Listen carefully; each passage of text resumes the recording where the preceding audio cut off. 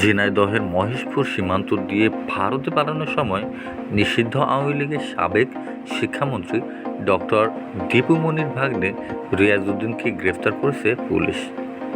শনিবার দুপুরে মহেশপুর উপজেলার জেলেপোতা গ্রাম থেকে স্থানীয় জনতার হাতে আটক হয় এবং তারা তাকে পুলিশে দেয়।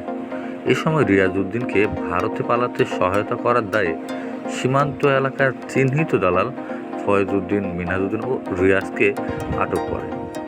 সীমান্তের সূত্রগুলো জানায়, গত বৃহস্পতিবার চুয়াডাঙ্গার জীবননগর সীমান্ত দিয়ে বিপুল অঙ্কের টাকা নিয়ে দীপুমনির ভাগ্নে রিয়াজউদ্দিন ভারতে পালানোর সময় অজ্ঞাত ব্যক্তিদের হাতে আটক হয়।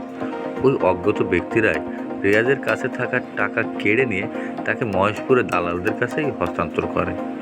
শনিবার দুপুরে এ খবর জানতে পেরে সীমান্ত থেকে 7 কিলোমিটার বাংলাদেশের অভ্যন্তরে মহেশপুরের জেলেপোতা গ্রামের লোকজন 3 জন দালালসহ দীপুমনির ভাগ্নেকে ঢাকা দক্ষিণ বহিষ্কৃত দপ্তর সম্পাদক রিয়াজউদ্দিনকে আটক করে পুলিশে সোপর্দ করে। খবর পেয়ে মহেশপুরের 58 বিজিবি ও থানা পুলিশ ঘটনাস্থলে পৌঁছে তাদের উদ্ধার করে থানায় নিয়ে আসে। মহেশপুর থানার ওসি সাজ্জাদ হোসেন খবর নিশ্চিত করে বলেন, দীপুমনির ভাগ্নে রিয়াজউদ্দিন সহ 3 দালালকে থানায় নিয়ে জিজ্ঞাসাবাদ করা হচ্ছে। রিয়াজের নামে ঢাকার বিভিন্ন থানায় হত্যা মামলা সহ একাধিক মামলা থাকতে পারে। মহেশপুর 58 বিজিবির অধিনায়ক লে কর্নেল রফিকুল আলম জানায়, এমন খবর পেয়ে ঘটনাস্থলে বিজিবি পাঠানো হয়েছিল।